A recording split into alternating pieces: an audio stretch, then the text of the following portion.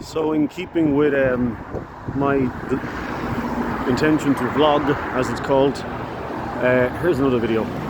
So I'm a sociologist, and I'm going to explain very quickly, very simplistically, how society works.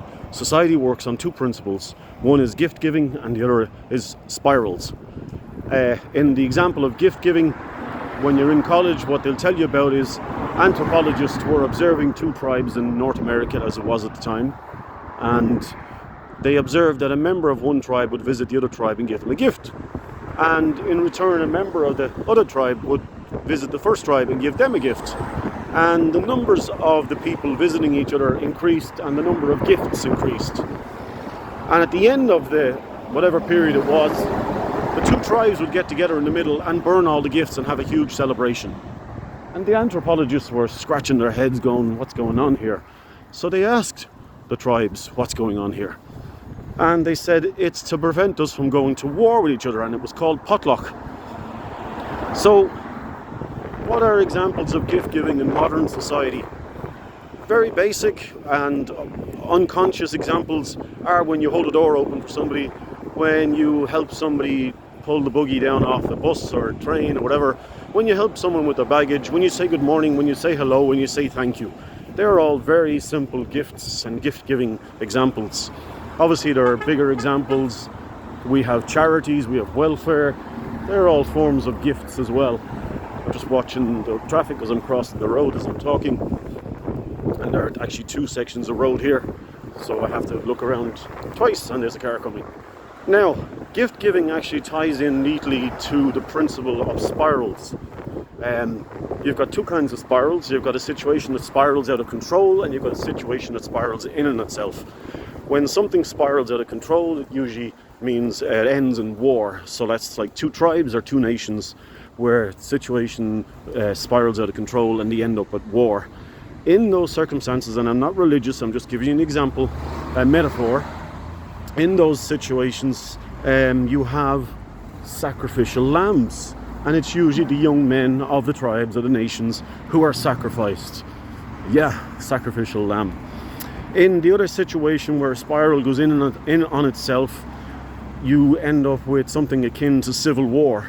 You end up with scapegoats. Yeah, another sacrifice. You know what a scapegoat is? When a goat is tied to a pole on a bit of rope and it's left there for the bear or the wolf to kill it so that the bear or the wolf doesn't kill the people, or something like that. One of the examples we were given in college was of a priest who was traveling through what is now Germany during the plague times, and a few days after he arrived, the plague arrived, the people blamed him, they killed him, and a few days later the plague passed over.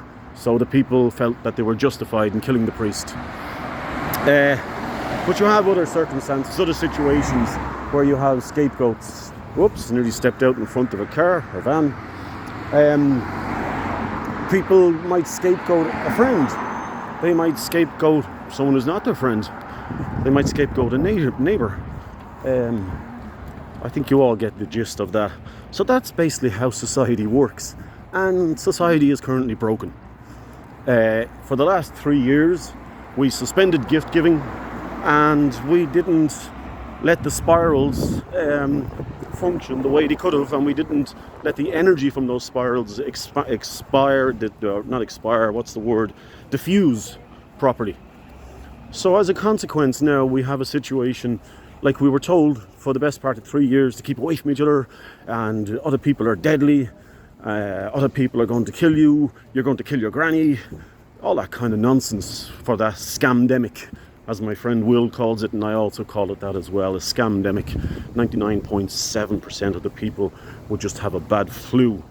My background is 39 years ago, I studied what the Americans would call honours high school biology, what the UK would call A-levels, and here in Ireland it was honours biology for the Leaving Cert. I wanted to be a doctor. Didn't get enough points. I was a medic for the Irish Army, so I've always had an interest in biology. And I can tell you now, as a sociologist and someone who knew about biology, I spent most of 20 2020, 2021 and 2022 in a bit of a daze, to be honest, because everything that we were told to do was anti-scientific and anti-social. So we were told to stay indoors. No, you go outside and you get sunlight, and you get vitamin D, and you make your vitamin C bioavailable. You go outside and you exercise so that you're not stressed, because if you're stressed, your immune system is compromised. And you go outside, and even if you want to keep your distance, you still socialize. Because we're social animals, and not socializing is stressful, and stress damages your immune system. So you can guess that I was pretty bewildered and befuddled and not very happy with the last 3 years. And my observations now are that there are a lot of anger in society. There's a lot of anger in society. I see people deliberately walking into other people, deliberately crossing across a footpath so they're in the way of another person. I see anger on people's faces. I see a lot of drug addiction. I know about a lot of drug use where people aren't technically addicts, but they're using drugs. There's a lot of cocaine here in Ireland, cocaine use. Very open about it in some situations, but there's a lot of violence. I can see it in people's faces. I can see it in the way they behave. Like walking down the footpath here, actually behind me on the far side of the road, about 3 or 4 weeks ago, I was walking on the right hand side of the footpath.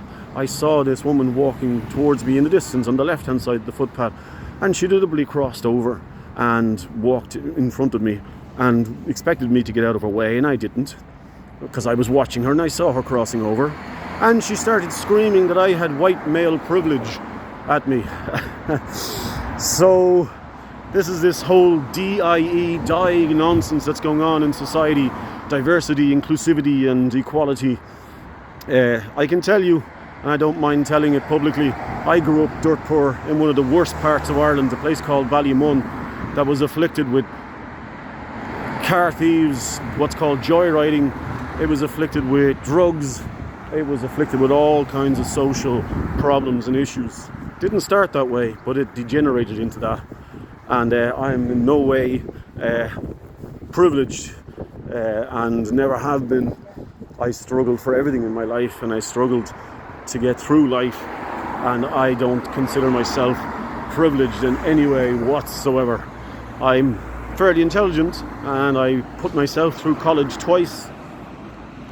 I've an honours degree in computer science, a 4-year degree that I got in 2 years, and I've got a master's in higher diploma in sociology and a master's in sociology. And I was so good at sociology, one of my professors thought that I was sneaking a look at his notes because I was coming up with stuff that he was only researching himself. So yeah, I'm bragging, I don't care. But that's how society works, or did work. And society is currently broken for the most part, and it was done deliberately. It's done to cause a war of all against all, to set us all against each other, and it's part of the plan of the Great Reset. Yeah, I said it. Yeah. So, because if there's no unity, we can't resist what's coming down the road. CBDCs, constant tracking, lack of privacy, digital currencies, as I said, and the Great Reset of our food system and our economic system and of society. So there's today's video. Bye bye.